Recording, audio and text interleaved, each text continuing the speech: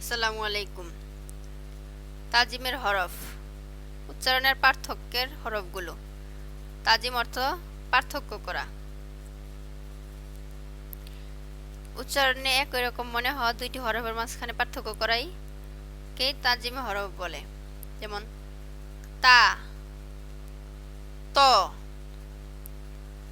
তা জিহ্বার আগা উপরের দাঁতের গোড়ার সাথে লাগিয়ে তা।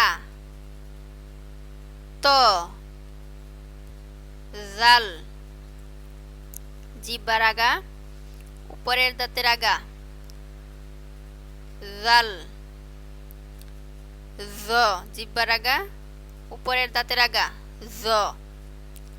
সদ জিহ্বার আগা নিচের দাঁতের আগা দুইটা একসাথে মিলিয়ে সদ। একইভাবে সিন জা জিহ্বার আগা নিচের দাঁতের আগা জা।